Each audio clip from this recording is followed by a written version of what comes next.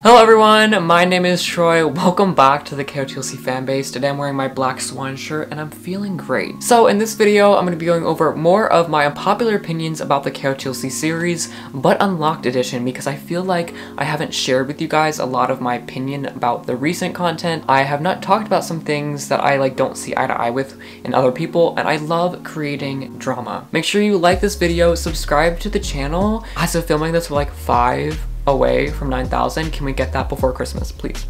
But yeah, let's just get into it.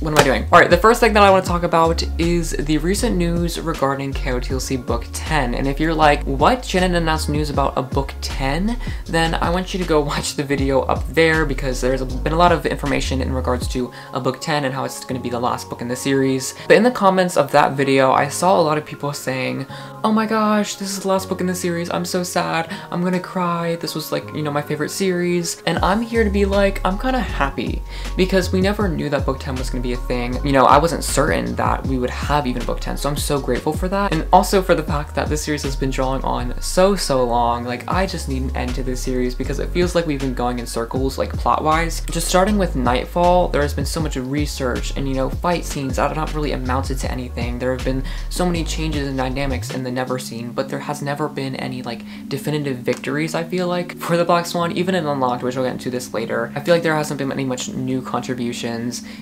Burning down the Never Seen warehouse, that's something, but I feel like we just need more definitive resolutions happening, because I've never gotten the sense that the series is ending, and I really want that cool ending moments, you know what I mean?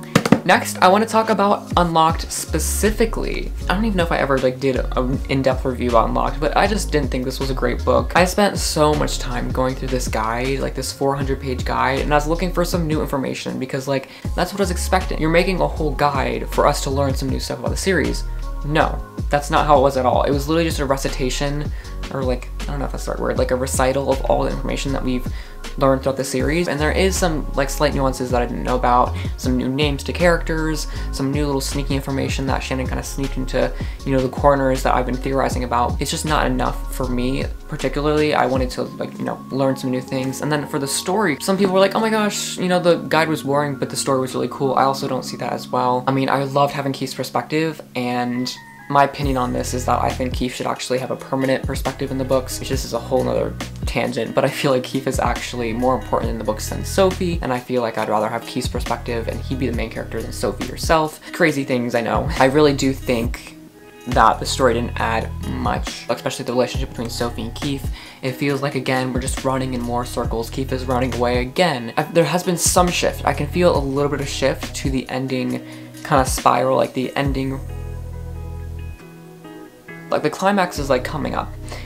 I don't know how to word these things. I'm really bad at this. I can feel the end game series happening, but it's just not happening fast enough for me. And especially there's a few twists. But another unpopular opinion that I have is that I just don't care about the whole Orlai and Sophie's caches and all the forbidden secrets. I don't care about that timeline or that plot line in the books. I really don't. It's never appealed to me. I've never been oh my gosh, what are in these caches? I really want to know. It's just never been that important to me, and I've never been so interested that I just needed to know. So that's why I just feel Unlocked kind of lost me, because I know Sophie and Orlai are trying to find the secrets and all that stuff on how Kenrick is messing with Orlai. It's just a lot. Like I said, not much interest there. I feel one thing that I saw with Unlocked was that Keith was kind of not acting like himself. I know it's his coping mechanism with stress is to hide and avoid it, and that's been very evident. But I feel there was something off about Keith with this book, and I don't know if anyone else sensed it. And sometimes I think he copes with his stress by talking to others, especially to Sophie. But this time he kind of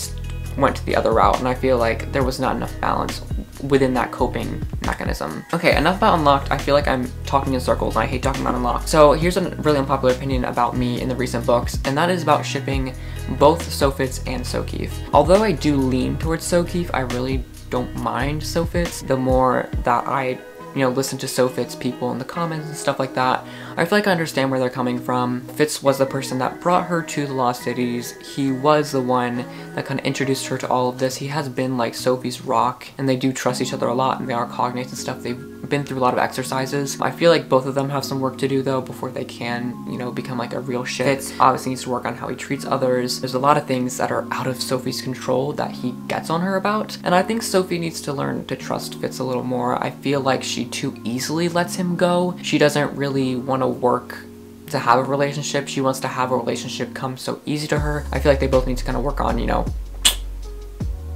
how they treat each other and how they perceive their relationships. I mean, they're teens, so obviously they're not going to perfect it, and they have a lot of time in the series left to see if they can make something work. But if not, I think Sophie and Keith would be a much better balance. I think once Sophie is aware of Keith's feelings, I'm sure that Shannon's gonna you know, break that long mold of like Sophie not realizing that Keith likes her. But there's no point in Keith liking Sophie unless Shannon wants to do something with that. So hopefully we can see something with Sophie and Keith. And then again, if that doesn't work, you know, I'm all here for Sophie'S. Also, can we for real talk about how people kind of like underplay Keith's trauma and abuse? Like, guys.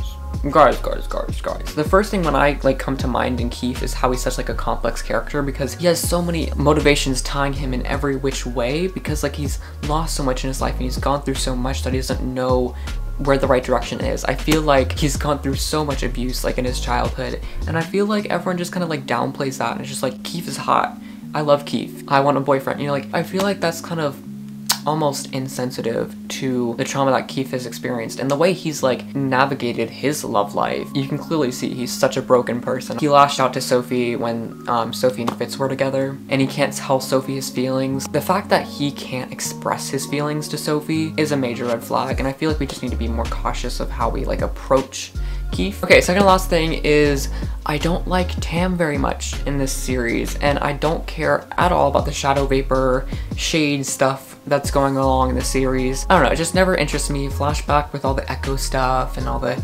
shadow vapor and the shadow magic. I've never really cared about that. I don't care about the elements too much. TAM as well, I like more of the bubbly characters and the energetic characters. That's just who I am, I guess. I'm like the really talkative person. I can see myself in other characters like Keith or Biana, for example. But I don't really get TAM that much, so I guess that's why. That's just my opinion. Okay, last up, I want to talk about Orlai and the whole biological mother reveal. I feel like a lot of people sided with Sophie, but I sided with Orlai on this issue because I reread the series after this reveal, obviously. It is clear as day that from the beginning, Orlai was on Sophie's side. She accepted Sophie into Foxfire. She gave Sophie that cash that would be used as like a bargaining chip for Apprentice. Throughout the way, she was just encouraging Sophie. She was always on Sophie's side, like always on the vote for Sophie, always concerned about Sophie, always looking after Sophie in the ways that she could. Obviously, she's a counselor and she couldn't do more than what she did. And so like I appreciate Orlai, and I've always loved Orlai. I feel like she's so nice and sweet. I really hope that they have a better relationship going throughout the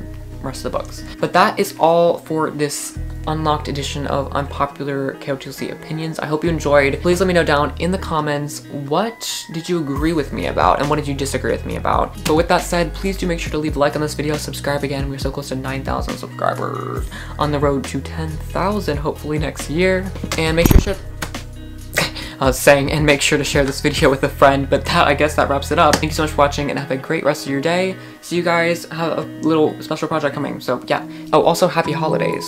I'm stupid.